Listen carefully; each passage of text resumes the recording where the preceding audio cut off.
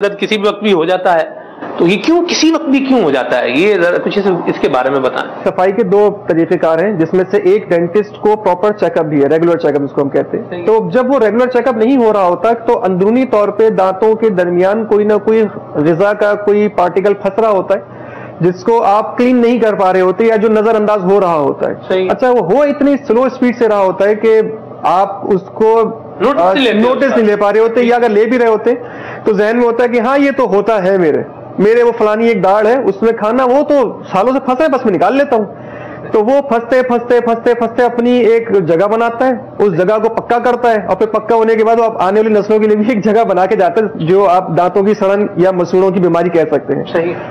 अब होता यह कि जब कभी ऐसा कोई मौका आता है कि घर में कोई तकरीब है, कोई खुशी का मौका है, कोई गमी का मौका है जी, या कोई मसरूफियत का ज्यादा आलम है, तो उसके अंदर अमूमी तौर पे पेशेंट अपना ख्याल नहीं रख पा रहा होता या उसकी अपनी नींद पूरी नहीं हो पा रही होती या खुराक में कुछ कमी होती है, तो बॉडी की इम्यूनिटी भी थोड़ी डाउन होती है। ठीक। जिसकी वजह से इंसान की अपनी सेल्फ डिफेंस मैकेनिज्म वीक हो जाता है। सही। तो वो जो बीमारी जो पहले सर दबा के बैठी हुई थी उसको अपना जरा सर उठाने का मौका मिल जाता है और फिर वो उठ के सामने आती है और कहती है कि हाँ भाई मैं भी हूँ यहाँ पे। अल्लाह महफूज फरमाए। इट्स मींस ये कि अगर आप अपने दांत साफ नहीं करेंगे प्रॉपर वे में तो आप किसी भी वक्त दांत के दर्द के लिए अपने आप को रेडी स्टेडी रखें। बिल्कुल ऐसा हो सकता है। ठीक है, ये तो मामला क्लियर हो गया। डॉक्टर साहब, अब हम थोड़ा और आगे आते हैं। दांत निकलवाने की नौबत क्यों आती है, इसके बारे में। कैविटी जो दांत में हो जाती है इसकी क्या उम्मीद तौर पर लफ्ज इस्तेमाल होता है दांत को कीड़ा लग गया है, तो ये इसका क्या हल है, क्या इलाज है इसका? अच्छा, थोड़ा सा मैं इसको आपको वजाहत से अगर आप इजाजत दें तो मैं वजाहत बयान करूं। असल में होता सिलसिला ये कि दांतों की अगर आप एनेटमी को समझें या दांतों के खदोखाल को समझने की कोशिश करें तो उसके अंदर नॉर्मली 3 लेयर्स होती हैं। सबसे आउटर मोस्ट लेयर है जिसको हम इनामिल कहते हैं, या जो कह लेंगे जो अमूमन जब हम लोग हंसते हैं मुस्कुराते हैं जो दांत की चमक नजर आती है, जो एक चमक नजर आती है, अगर चमकीले हैं तो नजर आती है, तो उसको हम इनामिल कंसिडर कर सकते हैं। अच्छा, दूसरी जो इसके अंदर की तय है उसको हम डेंटिन कहते हैं। ठीक है। और इसी के अंदर अगर आप आ जाए मजीद तो वो एक दांतों की नसों का एक कमरा होता है जहां पे नसें मौजूद होती हैं। अच्छा, एक तीसरा चौथा पार्ट जो दांतों की जड़ों के ऊपर होता है उसको हम कहते हैं, तो डेंटिन का पार्ट भी आसानी के तौर पर समझना चाहें तो समझ सकते हैं, लेकिन साइंटिफिकली हम उसको थोड़ा डिफरेंट करके सेमेंटम कहते हैं। ठीक। तो होता यह कि जब कभी भी कीड़ा लगता है तो वो दांतों की अमूमन अगर मसूड़े ठीक है और कीड़ा लगना स्टार्ट हुआ तो सबसे पहले वो दांतों के इनेमल पे अटैक करेगा। अच्छा, कीड़ा बेसिकली हम लोग भी कह रहे हैं और मैं भी कह रहा हूं और आप भी, बड़ा तकरार चल रही है हमारी कीड़े के ऊपर। बेसिकली जर्म्स है जो कि स्टैग्नेट करते हैं, एक जगह पे जाके रुक जाते हैं किसी दांतों के कोने खुदरे के अंदर, या कोई ऐसा जगह बन गई है ब्लैक सा तो वो ब्लैक होता है। इनिशियली स्टेज के ऊपर एक जगह पे खाना फंसते वो फूड डिस्कलर होना शुरू होता है, तो फूड स्टेनिंग होती है, जिसको हम कभी कभी होता है कि यार कुछ भी नहीं है, डेंटिस्ट के पास भी आप जाए अक्सर कि यार मेरे दांत पे ये डॉक्टर साहब ये जरा चेक कीजिएगा, मेरे दांत के ऊपर ये कुछ लग रहा है कि शायद कैविटी हो गई है, और अक्सर डेंटिस्ट कहते हैं नहीं कुछ भी नहीं है, ये निशान है दांत के ऊपर काला, लेकिन होता वहां पे नजर आ रहा होता है काला। पेशेंट परेशान के वो मुझे तो जो है वो दांत पे काला है तो कीड़ा है, और डॉक्टर बोल रहा है कीड़ा नहीं, किसके पास जाऊं मैं? तो अमूमन होता है कि फूड स्टेनिंग की वजह से वहां पे डिस्कलरेशन हो जाती है। ये बहुत ही इनिशियल स्टेज है। इसके बाद आप ये समझ लें कि आपको एक मौका मिल गया कि भाई अब दांत जरा आपने ज्यादा एहतियात के साथ सफाई रखनी है। फिर उसके बाद दांतों की जब कैविटी स्टार्ट होती है तो उसको हम इनेमल लीजन कहते हैं, मतलब इनेमल के अंदर ही रहते हुए वो खराबी कर ले। ठीक है। अच्छा, दांतों में जितना भी कीड़ा लगने का अमल है ये मेजॉरिटी तौर पे इरिवर्सिबल होता है कि इसको हम पलटा नहीं सकते। यानी जब लग गया है तो अब बस वो अब लग गया, अब आपने इसको ट्रीट ही कराना है। ठीक। लेकिन इनेमल के ऊपर एक बीमारी कीड़े की बहुत इनिशियल स्टेज होती है, इंसिपिएंट लीजन्स कहते हैं उसको हम लोग, जो बहुत ही इनिशियली समझ ले कि अभी वाइट धब्बा पड़ना स्टार्ट हुआ। इनिशियली काला नहीं होता, कीड़ा जो लगना स्टार्ट होता है बहुत वाइट सा एक स्पॉट आता है। तो अगर आप वही टूथपेस्ट करते रहे तो टूथपेस्ट में से अक्सर फ्लोराइड डाला जाता है। फ्लोराइड वो डाला इसीलिए जाता है कि वो आपके दांतों की कॉम्पोजिशन के साथ मिलके उनकी कॉम्पोजिशन को मजीद स्ट्रॉन्ग कर देता है। तो दांतों में एक कंपाउंड कहलाता है कैल्शियम हाइड्रोक्सी एपिटाइट, वो उसमें से कैल्शियम को निकाल के फ्लोराइड को इनकॉर्पोरेट करने की वजह से, तो वो जो नॉर्मल स्ट्रक्चर है वो मजीद रेजिस्टेंट हो जाता है जरासीम के लिए। सही।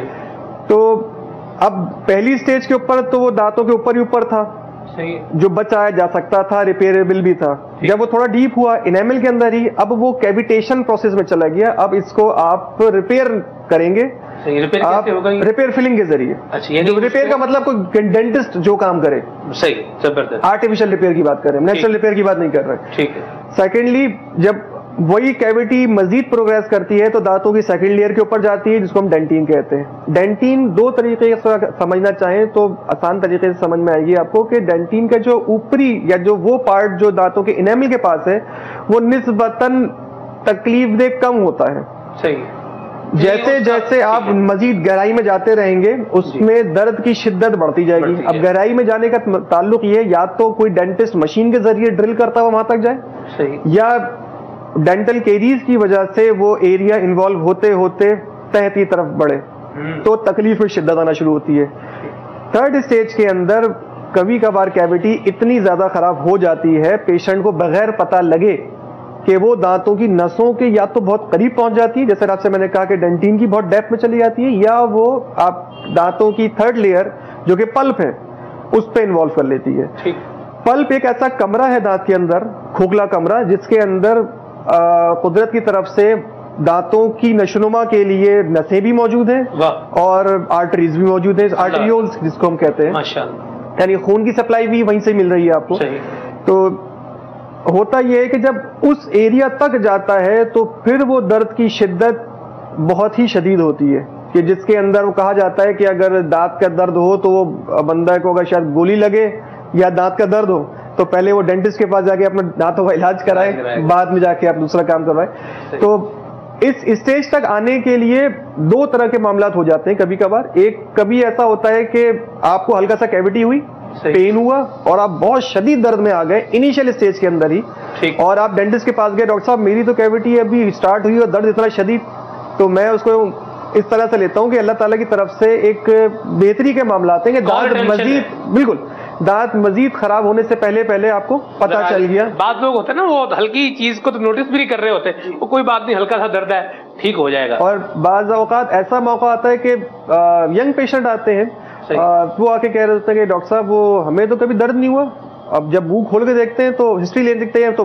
हाँ दर्द होता है, लेकिन परसों से स्टार्ट हुआ है, 2 दिन पहले स्टार्ट हुआ है, शादी में गए थे तो वह खाना खा लिया था, तो चच्ची क्या कहते हैं खा लिया, तो ताई क्या खा लिया, लेकिन उसके पीछे जब हिस्ट्री उनसे पूछी जाती है तो वो खाना फंसने की शिकायत बहुत पहले से कर रहे होते हैं। अब वो खाना फंसने की वजह से कैविटी हुई और वो आहिस्ता आहिस्ता होते होते होते होते होते स्लोली उसने इस तरीके से जरासीम ने अपना असर दिखाना शुरू किया कि कभी कभार वो दांतों की नसों को डेड कर देता है। अब दांत निकालना पड़ेगा ऐसी सूरत हाल में?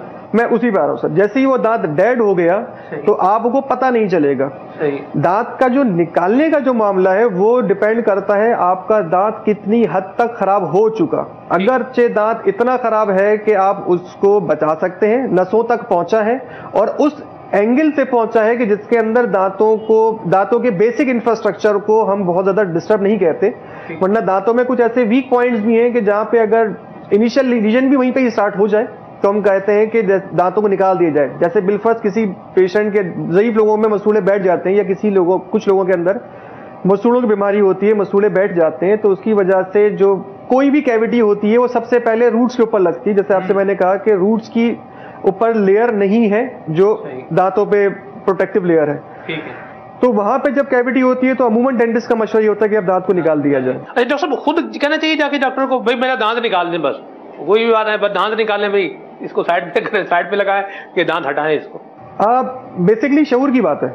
हम लोगों ने ये कसूर सिर्फ और सिर्फ पेशेंट्स का नहीं है, हम लोग अपने अगर मेडिकल फील्ड को देखा जाए तो हम लोग भी डॉक्टर होने के साथ साथ हमारा ये एक फर्ज बनता है कि पेशेंट को अगर आप 10 मिनट कंसल्ट कर रहे हैं तो 2 मिनट लगा के उसको एजुकेट तो किया जा सकता है। चले पूरी साइंस ना समझाएं उसको, जो उसके 2 अशकाल है उसको तो दूर किया जा सकता है। क्या खूब बात। तो वो दांत निकालने का जो मामला है अमूमन हमारे एक रिवाज बना हुआ है, क्योंकि मैंने आपसे कहा ना हमारे यहाँ मौरूसी काम ज्यादा चलता है। तो क्योंकि हमारी दादी को जब दर्द होता था तो वो निकाल देती थी, हमारी सास ने हमें मशवरा दिया है कि वो इस तरह से मामला होते थे, हमारे दादा जो थे वो तो आखिरी वक्त तक जो भी दर्द होता था वो तो खुद ही अपने हाथ से दांत निकाल लिया करते थे, और इसको बहादुरी का एक वो एक क्या समझ लेंगे, एक पैरामीटर समझा जाता है, बिल्कुल एक पैरामीटर समझा जाता है इस चीज को। लेकिन होता यह कि दांत आप जब भी डेंटिस्ट के पास कभी भी जाएं तो उसको चेक करने दें, आप अपनी तरफ से डायग्नोसिस ना दें, या डेंटिस्ट की ही बात नहीं है, ये एक मेडिकल एक जनरल एडवाइस दे रहा हूं मेरी तरफ से, अगर कोई एक्सेप्ट करे इसको, आप डॉक्टर के पास जाके आप सिर्फ अपनी परेशानी बता दें। आप जाके डॉक्टर के सामने जाके ये कोशिश ना करें कि आप ज्यादा बड़े डॉक्टर हैं, तो उसमें होता यह कि एक तो डॉक्टर को ये लग रहा होता है कि भाई ये तो मेरे ऊपर खुद ही डॉक्टर आ गए। अगर आपके पास कोई ऐसी नॉलेज है जो आपको पता है कि आपकी बीमारी के मुतालिक आपको अच्छी नॉलेज है या आप स्टडी कर आए हैं, तो लाजमी सी बात है आप डिस्कशन करें डॉक्टर से। एक हेल्दी डिस्कशन एक अच्छी चीज है, आपको इससे डॉक्टर की काबिलियत भी अंदाजा हो जाएगी कि जहां पे आप पहुंचे हैं वो डॉक्टर वाकई उस काबिल है भी कि नहीं है, पता चल है या नहीं है जी। और अगर डॉक्टर है भी तो ये नहीं कि उसने वो 15 साल पहले पढ़ के छोड़ दिया, उसके बाद सब भूला बाटा बैठा हुआ है, बस वो चल रही है। सही।